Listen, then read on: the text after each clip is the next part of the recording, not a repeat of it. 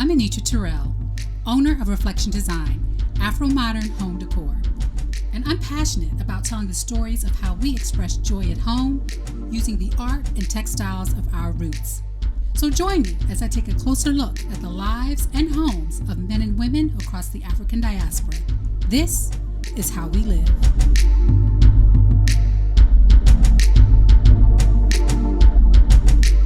Hi, I'm Anitra Terrell, and this is How We Live, the show that celebrates the lives and homes of people across the African diaspora. Today, I have the pleasure of speaking with Jennifer DuBois, a San Diego-based nursing professor and professional organizer. In this episode, you'll learn why an organized home is great for your mood and ways to make your home uniquely yours instead of following trends. Plus, you'll get some great design tips you can incorporate today. So, let's get into it. Jen, thank you so much for being on this episode of How We Live. How are you doing today? I am well, Anitra. How are you doing? I'm doing good. And I love that we're almost twinning. Our backgrounds are almost identical. I love that. I love it. I saw it. I was like, yes, I love it. The fan, the bath. I love it. Right. You know, birds of feather flock together, as the saying goes. And I love that you chose this area of your home to sit in because it's one of the main things that I want to get into about your home. But before we jump too far ahead, I first would love for you to talk to everyone, share with them who you are, your backgrounds, and a little bit about your home in San Diego. Sure. So my name is Jennifer DuBois. I am originally from St. Croix, Virgin Islands, but now I reside here in San Diego, California. I am a mom. I have 3 boys. I have a set of twins. They're about to be 20, and I have a 25-year-old, and I have a grandbaby. She calls me Yaya. So like I said, I live here in San Diego, in the city. Chula Vista is actually the name of the city. I am also a registered nurse. Right now I work part-time as a nursing professor, and I have a professional organizing and interior styling business. So I've been in business for about 2 years and 8 months. And that's essentially who I am. I do have some pets. I have 2 dogs and a cat. The cat's the boss. And I'm pretty laid back. I just believe that our homes should be our sanctuary, the place we go to retreat and recharge. And oftentimes we go on vacation and we enjoy a lot of the elements of the places that we visit. I think that we should have those elements in our home as well. I couldn't agree more. And this is a great segue into my next question. You mentioned travel. You mentioned being originally from the Virgin Islands. How would you describe your style in 3 words? And how does your background and your ethnicity kind of influence how you decorate your home? Yeah. So, a lot of us within the African diaspora, we are disconnected from our source, a place of source, right? So I always had a yearning to kind of feel that, and I was able to do that through my home. So I'm attracted to everything African. I in particular love African carvings, lots of wood carvings. I've had some for dating back to about 25 years. So 30 years, I've always collected African carvings. I don't lean into trends. I lean into what feels authentic to me. Also, I try to decorate my home in a style that is calming. So a lot of my furniture pieces are neutral, and I do that intentionally to allow my decorative elements to kind of pop. So you said 3 words. 3 words, I would say collected, calming, and I guess Afro-Caribbean. Yes, I love that. And one of the things that I would really love about your home is the way you infuse African art and decor while still keeping a serene and neutral color palette. And most people have kind of a more neutral palette at home. There's only a select few of us who gravitate towards color and embrace color. But most people have a neutral color palette. And I think the fear or the misconception is that if you bring African decor into your home, it may disrupt that serenity. It may disrupt that calm. Can you share with us how you managed to meld the two? How do you mix and match African decor with a more serene and neutral color palette? Well, for the decor that I select pieces that speak to me. I believe that everything that we own has energy. So the African elements that I select are pieces that have more muted coloration. So you see a lot of like wood elements, a lot of metal elements. So I'm looking around. You see me looking around because I'm actually looking at my home right now. So you'll see a lot of wood elements, a lot of metal elements. I like facial features. Especially strong facial features. There is one piece behind me right here. This is a family, and they're supporting each other. Mm. So the pieces that I select, in terms of picking pieces that melt with my decor, I like pieces that are, like I said, natural with wood elements, metal elements. I don't have a lot of painted pieces. So just natural wood and metal elements, I believe. And so you're saying that choosing African decor that's similar to your color palette is one way to infuse into without it being too busy, right? Yes, absolutely. Absolutely. But I do think, though, that you can get away with pops of color, but you'd have to be intentional. You'd have to have a defined color story and pick elements that kind of align with that. And I like the piece that you have behind you because, one, it's beautiful. But secondly, you mentioned that you like wood carvings and you like faces. You know, oftentimes and you mentioned also that you don't have a lot of painted pictures, which is great because oftentimes we think our home has to look a certain way. Yeah. It has to check all the boxes. It has to have, a few of these, a few paintings, a few sculptures, a few vases, a flower pot. It has to have all these things because that's what we see around us.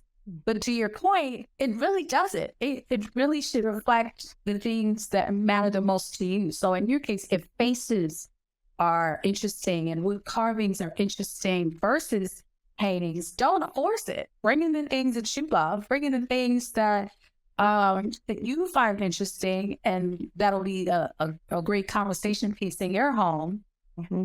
and that evoke the feelings that you want to have. So I really appreciate that. Yeah. Now you're also a professional organizer. So I have to ask, how long does disarray stay in your home before you tackle it? I just wish you breathe. I absolutely do. So a little bit ago, I told you that everything that we own carries a certain level of energy. And I'm an empath, and I can feel, there's this thing called silent noise.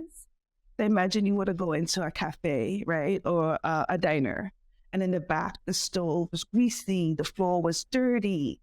You wouldn't be able to discern what it is you're feeling, but you'll just have a general sense of unease, right? You just kind of know, like, oh, I don't like it here.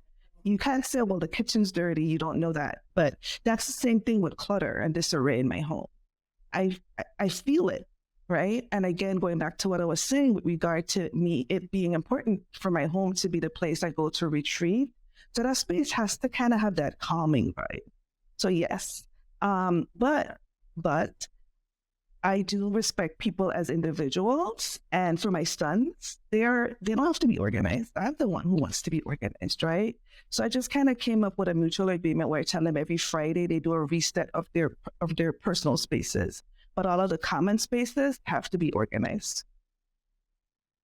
I like that. And I think it's great that you pointed out understanding yourself, but also understanding the other individuals in your home and coming up with a neutral agreement. I think that's important because oftentimes that increases the level of unease when you're forcing everyone in your home to live as you live.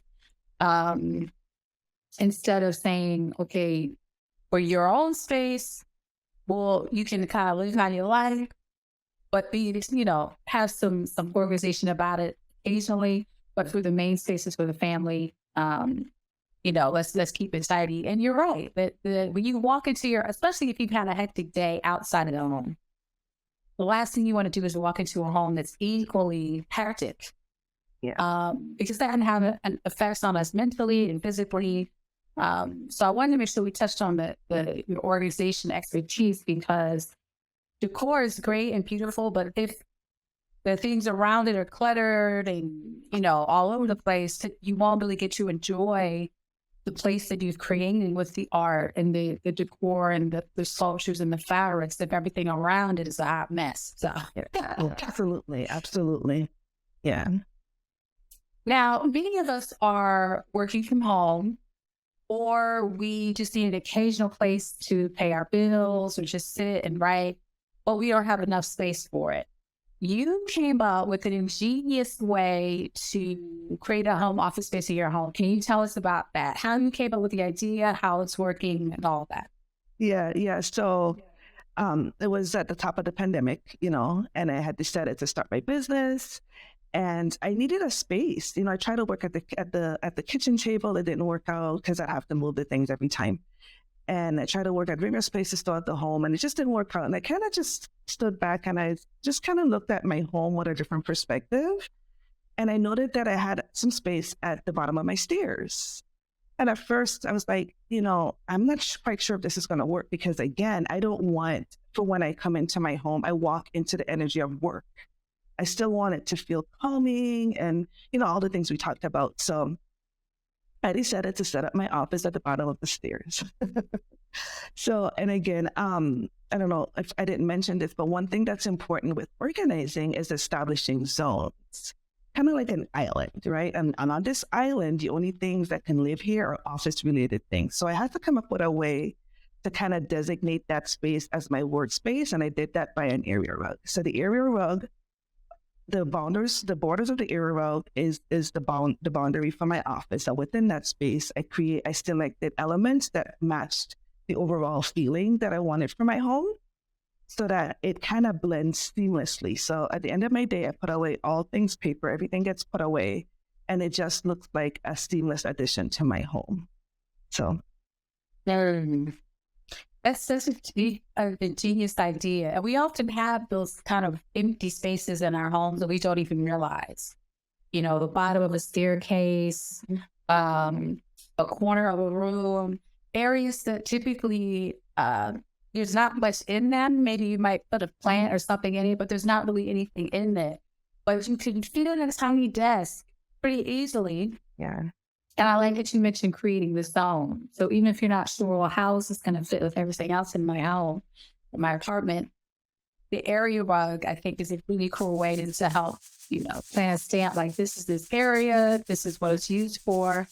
And then this is a creative way that, you can use those dead zones or empty areas in your house. Yeah. And we have a photo of that we'll be sharing as well. So definitely let us know in the comments, what do you think about Jen's workspace with bottom of her steps? Is that something that you would try in your home? I love the idea. And I actually, because I have a room, one of the bedrooms in my house is an office, but I've migrated over to the dining room table because this room gets more light. And so in regards to feeling and health-wise, I just feel better working at the dining room table because of all the light that comes in. And there's a lot of plants in this part of the house too. But I'm thinking about how can I re-migrate back to the office so that it is equally better? I can work in a room that I'm supposed to be working in, supposedly. And so your tip is kind of giving me some ideas, like maybe playing with the lamps, or I don't know. I'll ask you if you have a room in your house that you kind of want to turn into a workspace, but maybe it's not as well lit or just doesn't feel as inviting or productive. How would you approach that? Okay, so I would go into the space that feels productive. In your case, the dining area. And I would just kind of be in the space for a little bit and kind of do an assessment of the things that I like about that area. What do I like about, I'm drawn to working in this area.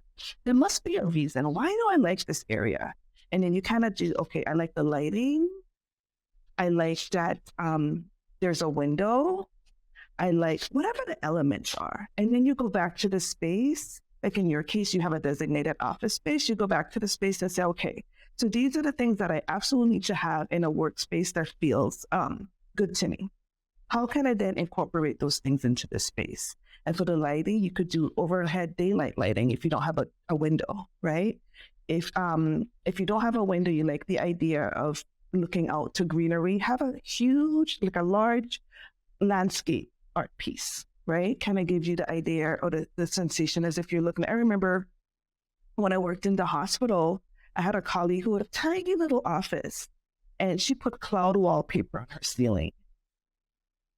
And her office just felt so good. It was the 5th floor in the middle of a hospital with no windows. And just by putting the cloud wallpaper on her ceiling, it felt good. So that's what I would do. I would go to the space that you are attracted to, spend some time and get clear on what it is about that space. What are the elements about that space that are attracting you to it? And then try to incorporate those elements into your space. Now, sometimes we have office spaces and it becomes like a collection of all the things that we didn't like from the other rooms. We'll just put it in the office space, like a random bookshelf or a random this. And they didn't make it in the other spaces because we didn't like them. So why are we now collecting, all of these things and taking it to a space that we're supposed to be productive?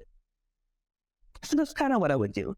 Think about the elements that you enjoy, bring those in. And once you're in the space, get furniture. You go through so you can repurpose, you can refinish, but be intentional about every single thing that now ends up in that space. Because that's, like you said, that's the space you go to be productive.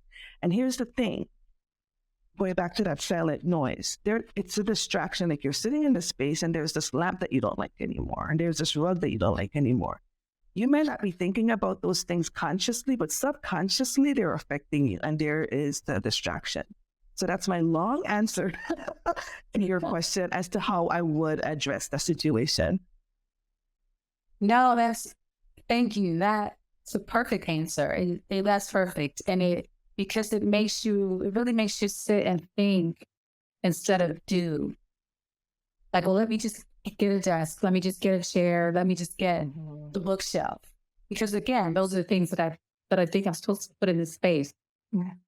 Instead of saying, what are the things in this space that are going to make me feel happier, that are going to make me feel productive, that I'll be happy to walk into every day. And I love that you gave us an example of someone who doesn't work at home, because you can do these same things at your desk, no matter where you are, whether at home or in the office or in the hospital. There's things you can do to create that sense of joy and serenity, because we spend so much time there. You know, no matter where you're working, we spend so much time at working, that it has to go beyond here are the things that should be here. And instead be here are the things that make me feel great and make me feel productive, so that I could do my best work. So thank you for that. That was awesome. Sure.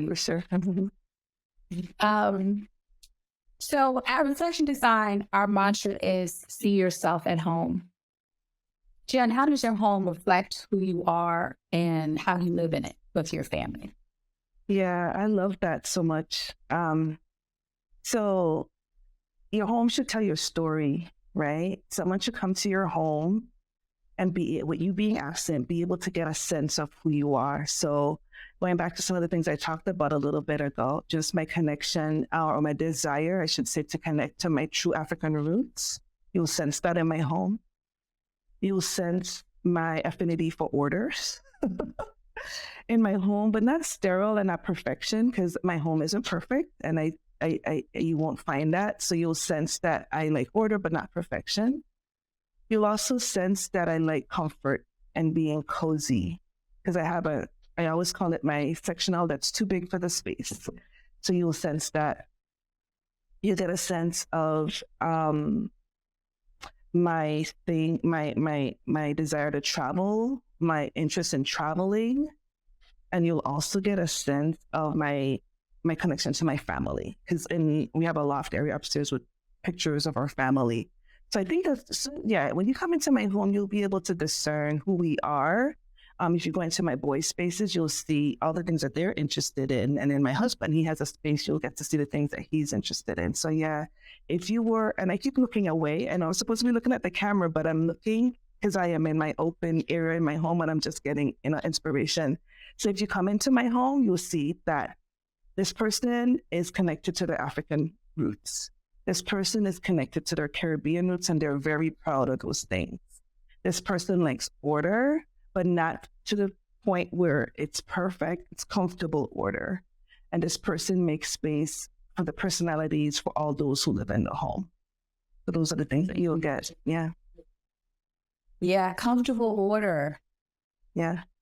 I love that. I knew there was a name for my OCD tendencies. Here it is. There it is. Now I know what that name is. Yeah, it's comfortable order. Order. Yes. And it's nice to know I'm not alone in that. No. Oh, no. So let's get into our lightning round. Jen, I'm going to ask you a few questions, and you just tell me the first answer that comes to mind, okay?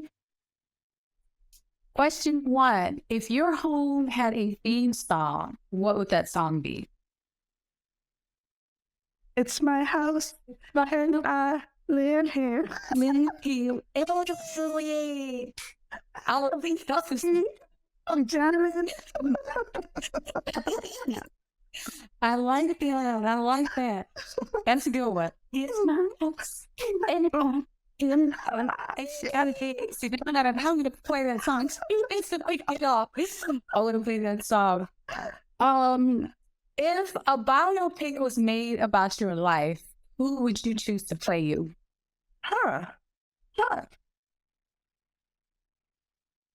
Wow. The first thing that came to me was Mary J. Blige. Yeah. Because I like to tell people I'm a Felicia Rashad with a little bit of Cardi B. Felicia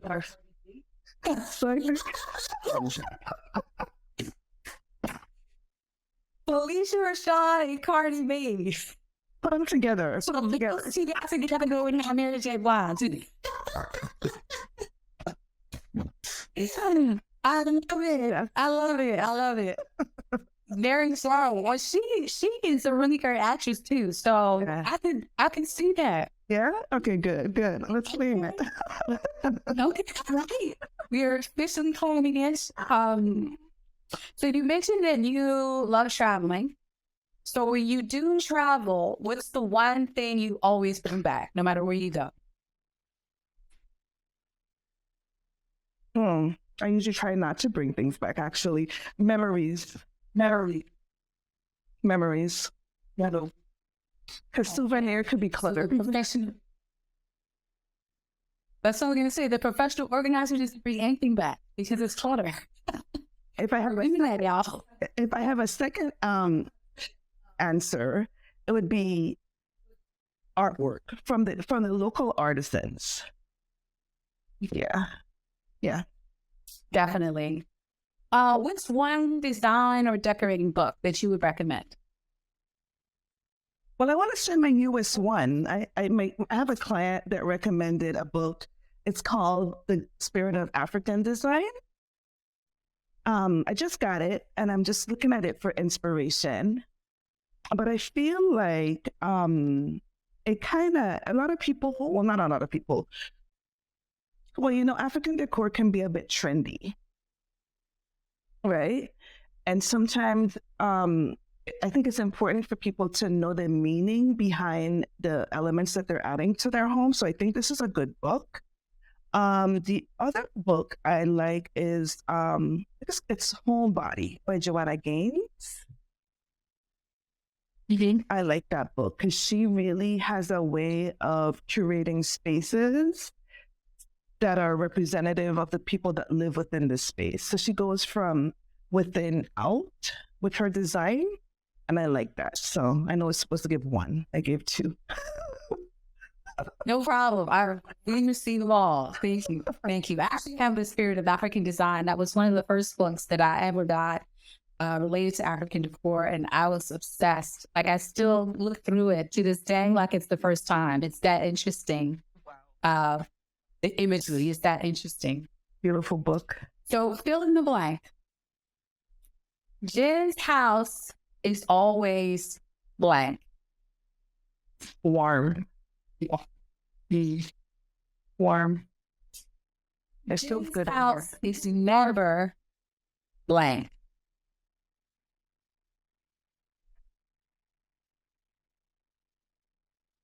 Empty.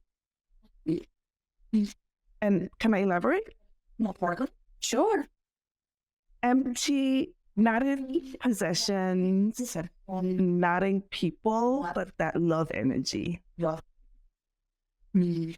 think that's what's constant in me. That's the feedback that I get. People just love being here. So it never feels empty. Love that. You're decorating a room and you hit a roadblock. Creativity can't figure anything out. What is one thing you do to get inspired to revisit the room? I leave the room. I leave the room and I come back to it with a fresh perspective. I leave it and I allow some time. I go for a walk, or because I had that situation recently. So just go for a walk. Because when you first come into a space, you get a different perspective. And that usually kind of tells me what I need to do next.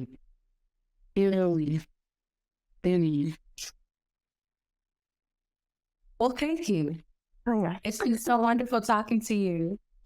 I feel like you've dropped so many gems with us on decorating, on perspective, on just how to add more love and intention to your home and organization to your home. And I really appreciate that. And the book tier, song tier, and giving us the visual. Pardon me, Felicia Rashad. I will never get over that. Because that's very DuBois. I will forever remember that. And so thank you for that. Thank you so much for being here. It's been a pleasure to speak with you. It's been a pleasure here too. And I wish we could continue talking. This was so much fun. Absolutely. We may have to come back and do a part 2 because I still have a bunch of questions. So we'll have to do a part 2 for sure. Jen, where can we find you online? You can find me at organizedbyjend.com. And I'm on Instagram and Facebook at Organized by Jen D. Thank you. And this is how we live. Thanks for watching. I hope you enjoyed this episode. Be sure to like, share, and subscribe to my channel. And to add more style and culture to your home, shop reflektiondesign.com.